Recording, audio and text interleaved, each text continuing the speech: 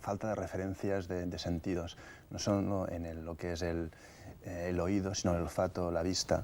En ambientes donde no hay prácticamente nada, pues cualquier pequeño contraste pues hace que tengas una gran sensación distinta a la que tenías antes.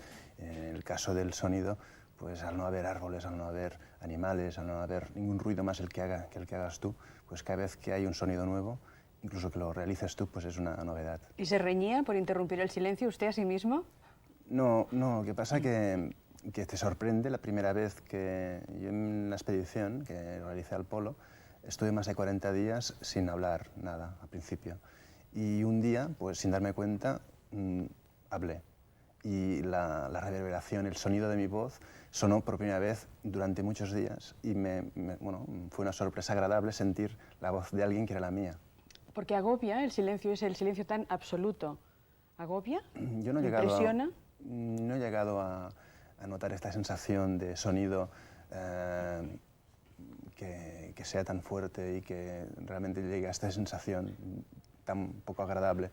La sensación de falta de sonido que he tenido yo ha sido, pues yo creo, de una manera humilde, pues estar en sitios donde no hay ruido, pero es casi una solución o una aclimatación, ¿no? Que no es lo que yo buscaba. Porque es fácil acostumbrarse o no, es decir, le costó un esfuerzo, la soledad ya le esperaba, sí, puesto que usted sabía que allí no iba a encontrar a nadie. Pero asumir la soledad al mismo tiempo que ese silencio tan absoluto, ¿fue duro? No, fue fácil. ¿Fue fácil? Fue fácil. Fue fácil porque en mi caso arrastraba una etapa de mucho estrés antes de salir. La preparación fue muy larga y los últimos momentos antes de salir a un proyecto de este tipo tienes que tener mucha dedicación a los medios de comunicación, hablar mucho, teléfonos. O sea que le fue estupendo. Y tanto, fantástico. Y por cierto, ¿sus pensamientos sonaban más fuerte? De alguna manera usted aprendió cosas sobre sí mismo. Claro, tienes mucho tiempo en el que pensar, meditar, volverte a repetir situaciones, imágenes de tu vida, que en situaciones pues cotidianas no lo harías porque tienes amigos, tienes otras cosas que te distraen, entre comillas, y así puedes dedicarte a pensar lo que tú quieres. Y cuando llegó al mundo con otras personas, ¿qué tuvo más? ¿Un shock interno de conmoción, de convivencia, o un shock acústico, pura y exclusivamente? En mi caso fue un poco de todo, porque fue un shock de tipo, primero, de tener personas cerca mío. Supongo que le emocionó muchísimo, ¿no? Claro, claro. El oler cosas distintas, el poder hablar y que te hablen, y parte de todas las comodidades que van implícitas a la vida cotidiana.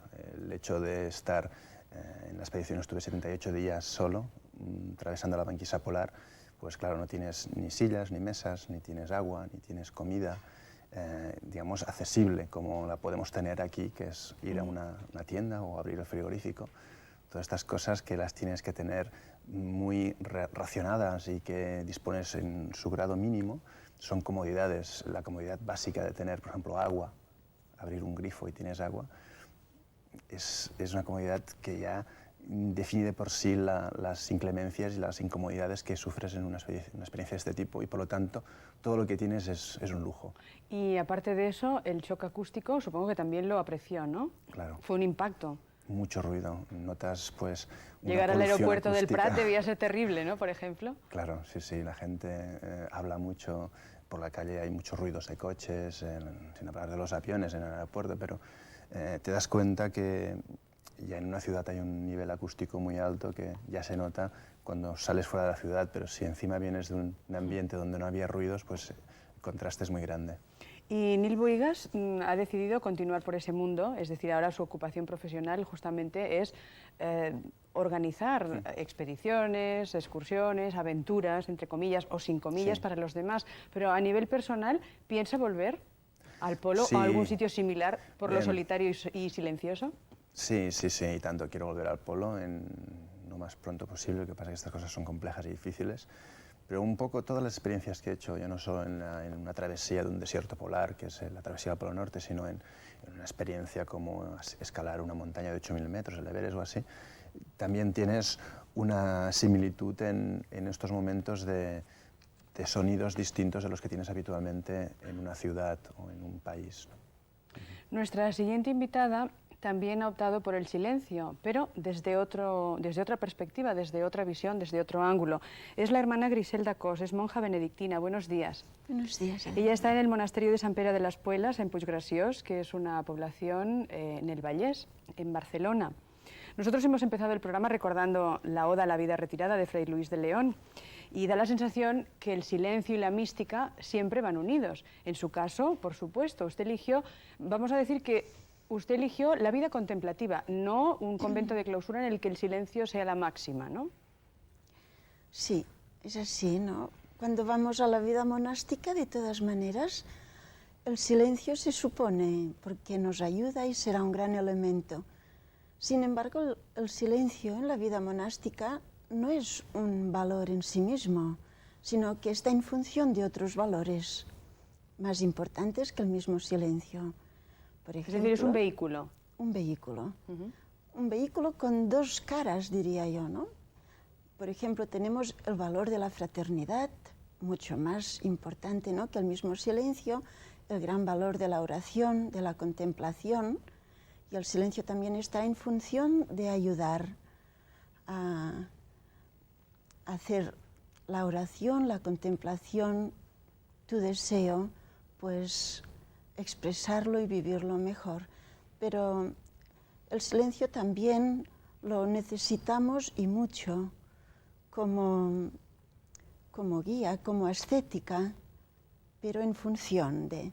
A veces también será una gran expresión el silencio, porque silencio y inhabitación de Dios dentro de nosotros va íntimamente unido, porque es un gran misterio lo que vivimos. Claro, pero visto desde fuera, las personas que no conocen de cerca y por dentro la vida monástica, siempre da la sensación que ustedes han renunciado al mundo y al mundanal ruido en este caso, y se supone que es dura la experiencia del silencio. Tal como usted lo explica, pues no parece que sea dura, al revés, da la sensación que a uno le da una gran alegría. Sí, claro, porque lo buscamos, no es que sea una renuncia en sentido negativo. Esto del mundanal ruido, a mí pues no se me pone muy bien, porque no es huir. A casi nadie se le pone bien. Claro. A nadie le sienta bien el ruido. No, porque no es esto lo principal que te mueve a huir, por decirlo así, pues de tu casa, de tu pueblo, y encerrarte en el monasterio, que diríamos así un poco con caricatura, ¿no? Sino que a ti te lleva a buscar a Dios, buscar lo único necesario que tú sientes en tu corazón, que has sentido una llamada, y después te envuelve la vida monástica con un ambiente que ayude a vivir lo que... ¿Y qué es lo que se oye en el silencio de la vida monástica, hermana? Pues intentas escuchar la voz de Dios. ¿Y todas lo consiguen? Pues más o menos. También se escucha mucho el silencio de Dios, la noche de la fe, la niebla de tu fe a veces, y el silencio ayuda a aguantar también estas realidades que te tocan vivir dentro de tu camino. De todas formas, ustedes, aunque estén en el convento, tampoco están tan aisladas del mundanal ruido, puesto que las paredes tampoco tienen un aislamiento total y les llega desde fuera. Y por otra parte, ustedes disponen de los medios de comunicación y los utilizan también. Entonces, se ve distinto, la perspectiva desde dentro hacia afuera es muy distinta de la que existe desde fuera hacia adentro. Supongo que estas diferencias existirán en todas las personas, en cualquier situación distinta. Una persona con una realidad desde un medio social se verá distinto, desde otro medio social quizás, pero nosotras también nos interesamos mucho desde los diarios, que leo muy poco, tenemos la televisión también para informarnos. Intentamos estar abiertas al mundo normal para, de alguna manera, deseamos llevarlo dentro del corazón y estamos sensibles a todo lo que se vive, pero supongo que se debe ver con distintas perspectivas, me imagino. Y me gustaría un poco la opinión de los dos. ¿Dónde están las similitudes de los silencios que cada uno de ustedes ha encontrado y dónde están las diferencias? Antes hablábamos un poco de este tema. Yo creo que es la motivación, al menos en mi forma de ver, la que te lleva a ver estas situaciones como no desagradables o no malas. Angustiosas. Angustiosas, digamos, estar... A mí me han preguntado constantemente que por qué quería ir o por qué quiero volver, si realmente se pasa tan mal, hace tanto frío, estás tan solo. Pero es que en realidad, si lo que buscas es superarte y hacer algo nuevo, aunque no es muy agradable en el momento que está ocurriendo, también te estás superando tú y estás encontrando algo que no tenías y también lo disfrutas mucho más porque te ha costado. Las cosas que te cuestan siempre las recuerdas más y son más agradables que las que son fáciles y quedan olvidadas. ¿Y la diferencia? ¿Dónde la encontraría usted, hermana, por ejemplo?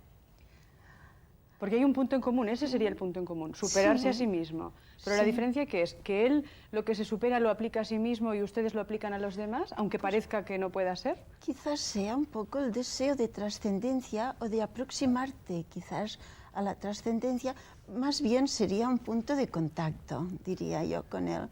Y la diferencia, pues quizá yo hago esta opción con deseo de para siempre.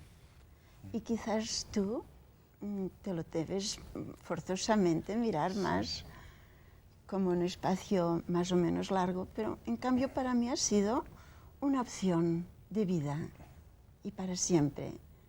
Quizá aquí puede haber un punto de distinto. Claro, yo no creo que tenga que haber ni una similitud ni una cosa muy distinta. Son situaciones de silencio que en este caso son el mismo nombre, pero en realidad son cosas distintas. Lo que sí que es cierto es que a ambos les ha servido para conocerse mejor y para entender quizás muchas cosas de uno mismo y de su entorno. Sí.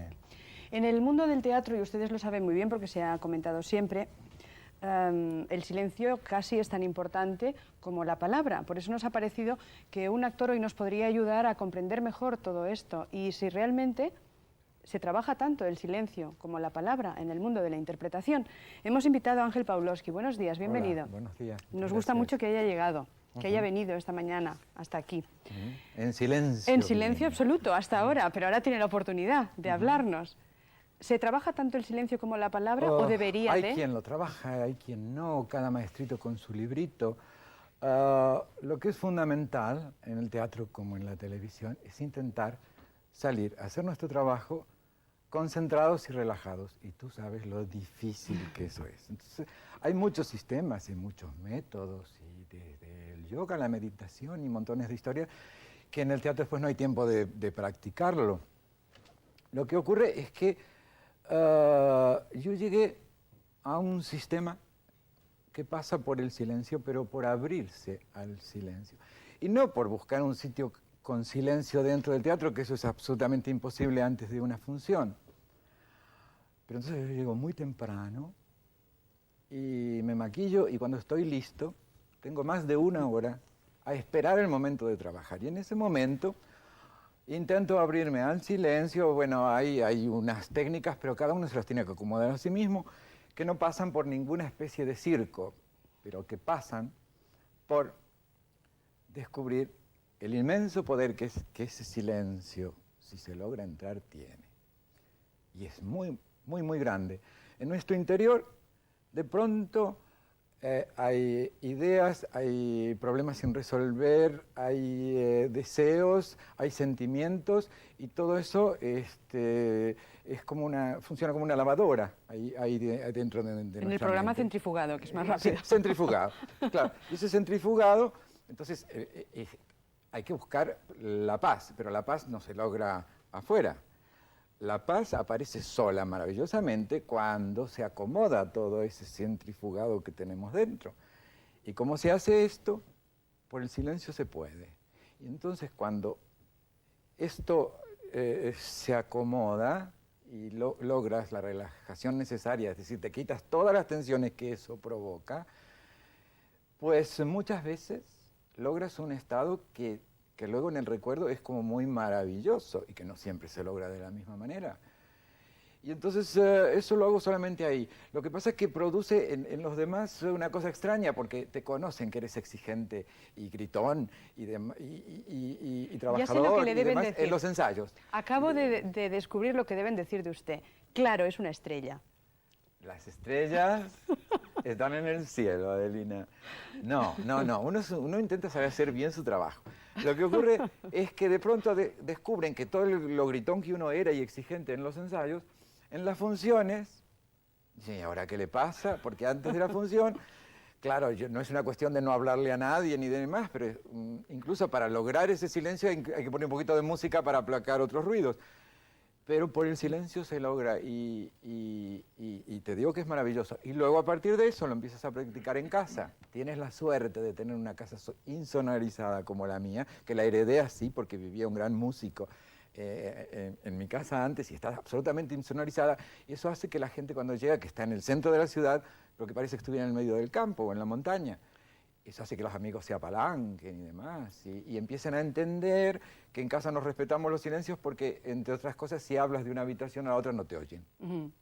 ¿Y se aprenden muchas cosas también con ese silencio que usted ha conseguido aprender a practicar y a utilizar? Bueno, aparte de sus aprendas a eliminar todo eso que te impide actuar con naturalidad, porque lo que yo descubrí es que este silencio es como muy renovador y absolutamente creativo en lo interior y en lo exterior. Es absolutamente... Y trabajando mucho por ahí, descubres que eres mejor. Además, una cosa que yo no aprendí nunca, pero que eso solamente las personas muy sabias lo tienen, es saber utilizar los silencios en las conversaciones. Esa gente gana muchísimo en una discusión de negocios o en saber utilizar el silencio.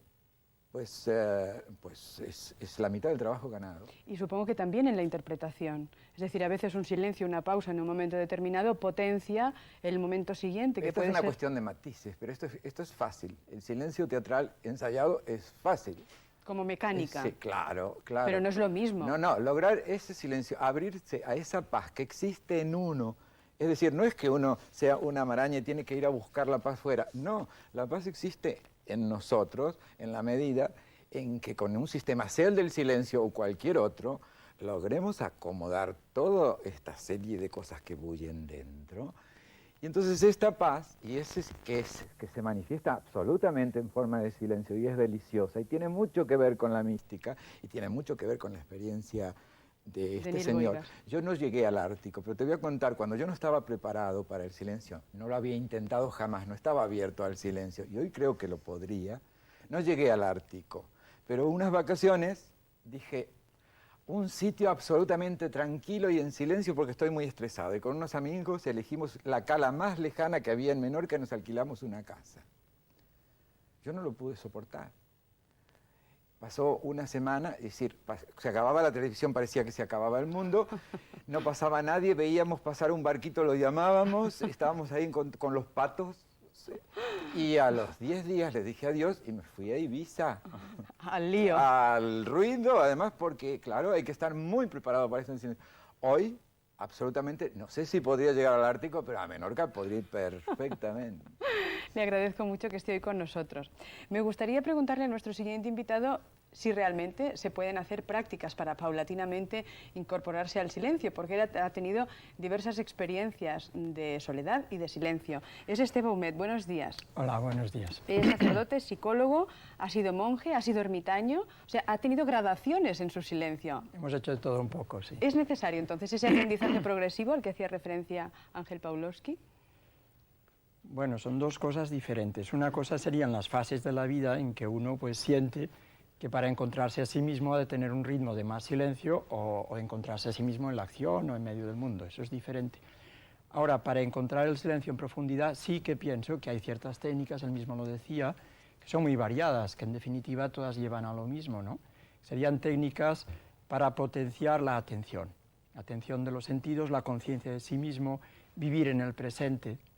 Simplemente sería aprender a vivir en totalidad, en globalidad y no estar solo en la mente que suele estar muy disparada y sin control, ¿no? ¿Y dónde o cómo aprendió usted a aprovecharse del silencio, a aprovecharlo para sí mismo? Bueno, yo pienso que es un aprendizaje que la vida te lo va trayendo, la vida te va hablando si tú estás dispuesto. Una vez será un libro, otra vez será un maestro, hombres que te marcan, ¿no? A mí, por ejemplo, me han marcado ciertas personas muy llenas de encuentros, eso mismo, que ves que son personas que te atraen, que te fascinan porque notas una calidad de presencia, de conciencia que tú no tienes. En este sentido, pues maestros, en definitiva, que los hay, a veces son gente muy sencilla. En la India, captar, por ejemplo, la capacidad de silencio de los niños o de la gente de los pobres, o que es otra dinámica. Entonces, aprendes un poco de silencio en la naturaleza, por ejemplo. Yo he aprendido mucho de estar en la naturaleza en silencio y entrar en captar el silencio de los árboles o de los animales. Tengo un perro que me enseña mucho. ¿Y por qué nos llama más la atención, en general, el impacto del silencio, que no todo el ruido que nos abruma constantemente, por lo menos en las zonas urbanas? Porque claro, estamos hablando aquí como si el ruido fuese lo normal y lo natural, cuando lo natural quizás sea oír pajaritos o perros, pero claro, eso solo son los que están viviendo en las zonas rurales. ¿Por qué? La pregunta era... ¿Que por qué nos impacta más todo lo que haga referencia al silencio que el ruido? Supongo que es porque de alguna manera sale de nuestro ritmo normal y de alguna manera nos llama a encontrarnos con algo que es muy real nuestro, pero que no le prestamos atención. Pienso que es como un reclamo que nos viene de afuera, pero también que encuentra un eco dentro. Y que por eso te interpela, y entonces o bien huyes o bien te abandonas. Entonces encuentras la riqueza. Hasta ahora hemos conocido personas que se abandonan. ¿Por qué no nos habla usted de las que huyen? Es decir, ¿por qué asusta tanto? ¿Qué es lo que tememos encontrar dentro de nosotros mismos con ese silencio? Bueno, yo diría eso mismo, tenemos miedo de encontrarnos a nosotros mismos. Lo que pasa es que aquí hay niveles, ¿no? Hay un nivel más superficial, que es nuestras propias limitaciones. Y hay un nivel más profundo, que es nuestra realidad profunda, que realmente es gozo. Lo que pasa es que para llegar a ese gozo, en la línea de lo que decía Ángel, ¿no? Trascender tu mundo interno, que es complejo, ¿no? Pues has de pasar por ahí. Y ese es un poco tus demonios, tu pequeño infierno, ¿no? Y eso, claro, prefieres más huir y quedarte en la superficialidad de la vida. Pero por otra parte, hay algo que te continúa llamando. Entonces, si afrontas ese reto y lo asumes y lo enfrentas, luego realmente hay algo que es muy, muy gratificante, muchísimo. Y usted hace prácticas cotidianas también, no para salir a escena como Ángel Pawlowski, pero sí que dedica unas horas de su jornada diaria al silencio. Sí, pero no tanto como yo diga, como práctica que yo me he propuesto, sino diría como necesidad. O como de la misma manera, incluso. Sí, así como necesito comer, necesito dormir, me doy cuenta que si no me paro, mi vida pierde consistencia, pierde calidad. Mis relaciones, mis contactos, mi estar conmigo mismo. Entonces es como una necesidad, que ahora lo tengo ya muy asumido, ¿no? Entonces no es que dedique siempre el mismo tiempo, pero hago lo que puedo, ¿no? Depende también del ritmo de cada día. También es un saber estar a cada momento, no únicamente es pararte, es saber estar con las personas. Cuando estás con el otro, intentar estar del todo en el presente. Y en silencio para escuchar, ¿no? A lo mejor. Sí, pero a veces no es incompatible con también la mente va pensando como los pulmones respiran, pero el yo, la atención está más allá. Ahora se da cuenta del resto, ¿no? Quiero decir que no se trata tampoco de estar en plan yógico, en un blanco. Ni levitar. No, si eso en algún momento se da, pues mira, muy bien, es agradable, ¿no? Quiero decir, pero que no mal iríamos, porque eso son situaciones muy raras y muy preparadas en una temporada, que tú puedes estar en un sitio allí meditando y un día dices, mira, me he quedado muy en blanco. Pero eso yo creo que no es la cuestión. De todas maneras, hay quien, elige eso, como las vacaciones de Menorca, a las que hacía referencia Ángel Pawlowski, pero lo quiere hacer en plan ordenado, es decir, con personas que le puedan ayudar a canalizar pues, esa angustia en un momento determinado o a aprender de su silencio. Y eso existe, fíjense ustedes, y lo hemos encontrado. Es una fundación cultural que se llama Sulivà d'Estellencs, está en Mallorca y la preside Joan Carrero. Buenos días. Buenos días. ¿Y quién va allí? ¿Quién quiere parar? ¿Quién quiere cortar con todos los ruidos y todo el trajín que llevamos diariamente? Bueno, allí van un tipo de personas que sienten esa misma llamada al silencio y que pues, no necesariamente han hecho una opción definitiva en su vida, como la hermana, sino que creo que el silencio cada día más siempre lo ha sido y seguirá siendo una necesidad de todo ser humano. Entonces, pues está planteado como una opción temporal, unos días, unos meses de silencio, y que realmente, como decían Ángel y Esteban, es profundamente reparador y más en el mundo de hoy es una necesidad. Y incluso después, sobre la marcha, empiezas por unas motivaciones para el silencio y acabas descubriendo cosas nuevas que no te habías dado cuenta. Y te da La diferencia está en que nuestros invitados anteriores lo han experimentado, han intentado conocerlo a nivel individual y ustedes lo proponen en grupo, es decir, colectivamente. ¿Se puede también conseguir el silencio colectivamente? Sí, yo creo que incluso porque el silencio, claro, hay muchos niveles para mí, el silencio es como el océano, es algo casi sin fondo, ¿no? Y claro, si uno va a bucear unos metros, pues probablemente no tenga ningún riesgo, sí puede hacerlo y todo el mundo incluso lo necesita. Pero cuando hablamos de profundizar, de abismarse 20, 30 metros, pues claro, necesitamos personas que hayan practicado un poquito, que sepan lo que es toda una serie de técnicas para que aquello no sea un peligro incluso, porque el silencio destapa como dicen, de Pandora, la lavadora, la caja de Pandora, no salen todas las fuerzas y realmente puede haber sustos, por eso es que los maestros siempre aconsejan cuando se hace un silencio intensivo que se haga acompañado y acompañado por según quién, ¿no? Ahí habría que hablar de los frutos del auténtico silencio, porque claro, hay cursos intensivos que a veces luego no ves muy claras las cosas, entonces para nosotros, quizá volviendo un poquito a la fundación, está íntimamente ligado todo el tema de solidaridad, de empatía con el entorno, con este otro tema del silencio. Claro, pero me parece incompatible a primera vista. No, el silencio no puede ser compartir o el silencio no puede ser comunicarse y usted nos dice que sí. Claro que sí, precisamente el silencio es la más plena comunicación, ¿no? Yo creo que precisamente el silencio lo que a mí me ha dado sería una noción muy pobre como ausencia de pensamientos, ausencia de sonidos.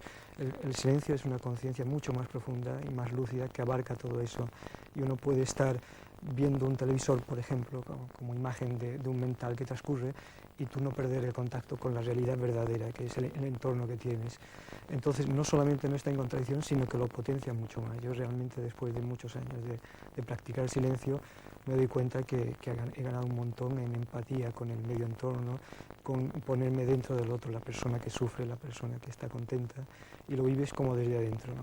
Entonces son esas paradojas que los místicos siempre han tenido para hablar del silencio, que es como que no hay palabras, reúnen en sí todos los opuestos, ¿no? Lo que pasa es que es tan difícil teorizar sobre el silencio, porque lo que a mí me pasa en mi corto trayecto de búsqueda de abrirme al silencio era lo que este señor dice tan maravillosamente, pero es que es muy difícil explicarlo. Bueno, pues yo coincido.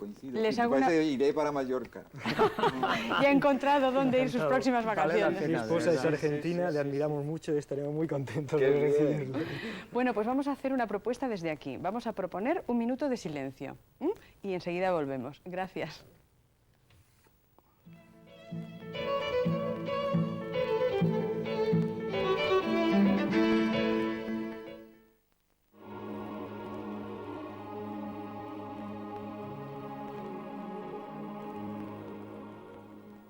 Tienda en la ciudad se llama Toys R Us. Muñecas, trenes, osos, videojuegos y aún hay más. Todo allí es grande, grande, grande. Y lo que pidas lo encontrarás.